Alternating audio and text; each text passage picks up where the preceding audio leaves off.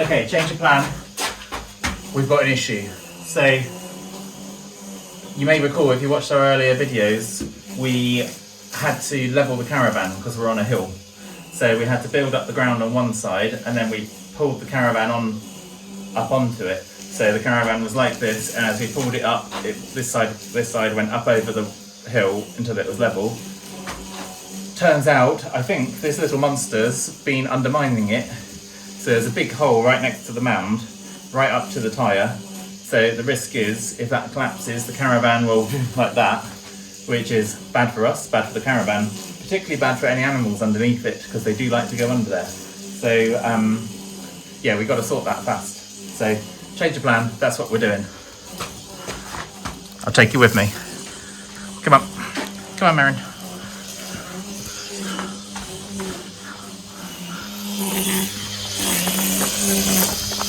There's Lisa strimming. Hey Lisa, we're strimming. You're just issues with the caravan. Right, let's take you off that.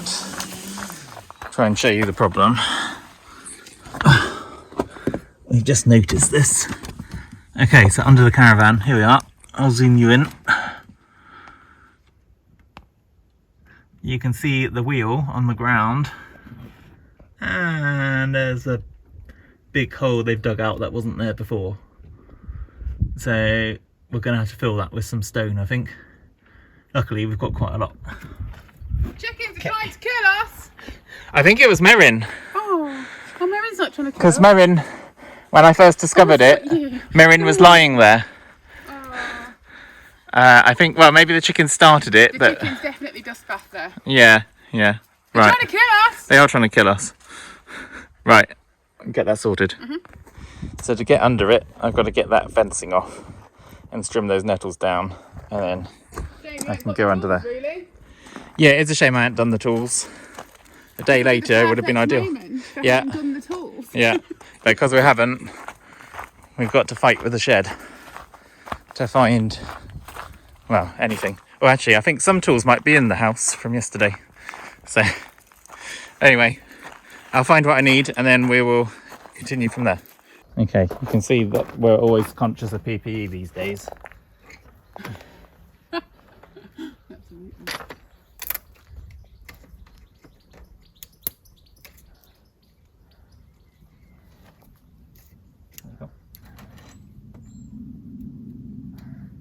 So that's disconnected. Now I'll string.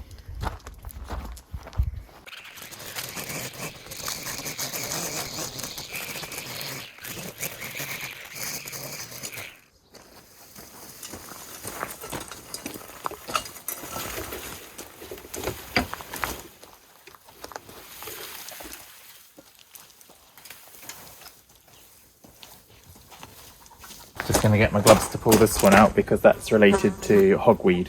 So it's it'll burn your skin, the sap.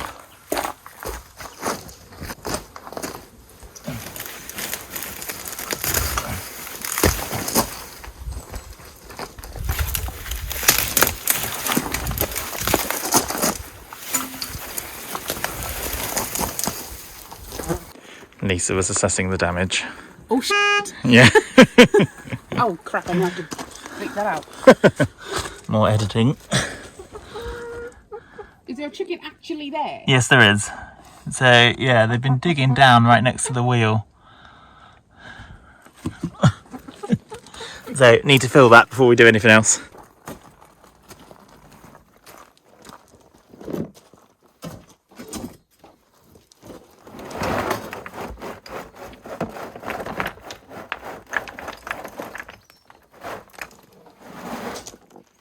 And that'll be harder for them to dig out. Now let me see if I can set you up. See if the tripod will go low enough to get under there. There you go. Right.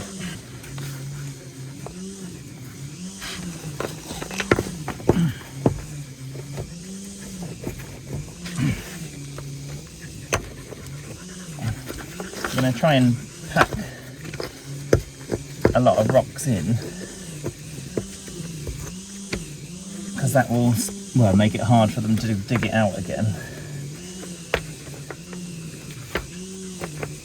And then we're going to put a bit of rubble on top to hopefully fill between all the gaps. And then we'll put some soil, I imagine, or something like that. It's like making a cake.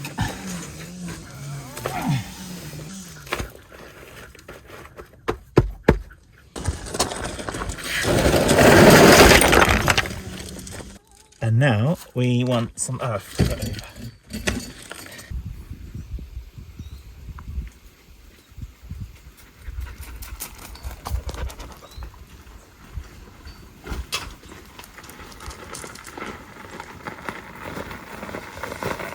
Bit of earth to go on top, and that should sort it.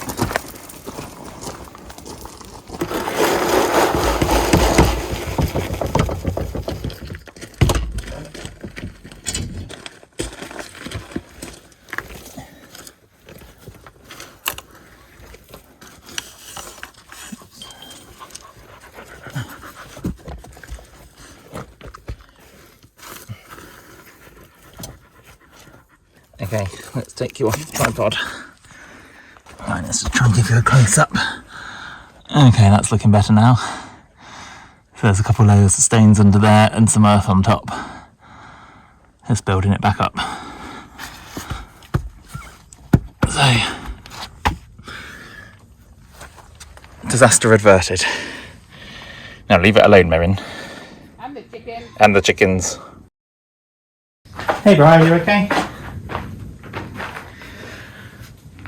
Well, that was very dramatic. So I planned to do a bit of a time lapse showing all the tools going into the interrogation room there and freeing up space in the shed. Yeah, that little drama happened.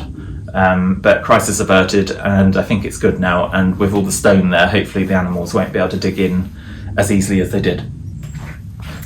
So, so tune in on Sunday for possibly more interrogation room action, bringing the tools in. Hey Robin, you alright? Good girl. Or it might be the week after, I'm not sure. We'll see. The other thing was going to mention in the midweek special is just a quick chat around our approach to building, really, and to these buildings and what they need.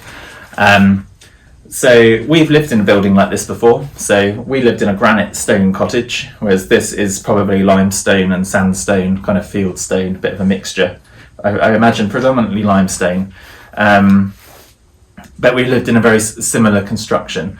And the thing when you are working with these buildings, and if you want to make a nice, warm, comfortable home, is you need to be aware of the difference between this type of building and a modern building. So with a modern building, usually what you're doing is with your heating system, you're trying to heat the air, and then with your insulation and draft proofing, and sometimes these days air tightness, you're trying to keep that warm air in the building. And any ventilation you do have in a modern building, certainly any ventilation that's designed in that happens all the time, is usually then mechanical and often with heat exchange. So you're trying to, in that case, you're trying to move air into the building and stale air out, but you're trying to maintain the heat within the building. So with these old buildings, it doesn't work like that at all. So you need ventilation. Ventilation is crucial. You need air coming in through the windows and doors. You do not want air tightness. And generally, that air will then leave through the chimney. And they're designed, basically, to be heated by, well, originally open fires, but log burners do the same thing. And how they heat is not through warming the air directly, but by infrared. So a fire will heat things by infrared, so it will heat the objects in a room. And in a building like this, it will heat literally the walls and the stones. And it takes a while when you first move into a building like this. It can be cold for the first 6 months, even first year, as it's fully warming. The stones are getting warmed by that periodic fire heating coming on. But the good thing about stone water's the same, or water's even better. But stone, which we build buildings from, they take a long time to warm up, but also once they've warmed up, they release that heat over a very long period. It's the theory which night storage heaters are based on, but they never worked brilliantly because they're literally like a couple of bricks inside the heater, whereas this has 2 foot thick walls all the way around. So generally that's what you're doing then. You're lighting the fire, you're heating the stone, that's then radiating that heat into the house and making it nice and warm. Heat rises, so then any moisture in the house goes up out of the chimney and away from the house rather than condensing in the house. Your walls are then also, because of the fire, they're warm rather than cold, so you don't get moisture condensing on the walls and forming mould. To help with that, what you need, ideally, there's a few approaches to keeping moisture away from the house. One is usually these places will have a French drain put on the outside. So that is essentially a gravel pit. It comes down to a point. At the bottom of that gravel pit, you've got a perforated pipe, which usually in like a geotexture membrane to stop silt or soil from clogging up the holes. So the water, from that point of view, the gravel does not stop water, so it's as if it's just a ditch. So water will come in, it will go down to the bottom of your ditch at the base of the gravel, go into the pipe and then be drained away from the house. Of course, when you're walking around, you're walking on top of the gravel because you don't sink in. So you've just got a gravel area around the house. Combined with that, usually you'd make sure that your internal floor level is higher than the outside level. So any moisture that is around is tending to go away from the house rather than towards it, and it will go away into your French drain. And then usually what we would have done traditionally is have a breathable floor, which originally may have just been an earth floor, or it may have then been flags that were put down, but not sealed with cement or anything like that.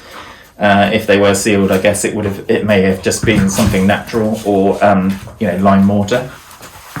And the idea is then that any moisture that does get underneath your house or into the walls, let's start with underneath the house. It can come up, the water vapour can come up through the floor because it's breathable, and then it gets sucked up and out of the chimney and away from the house.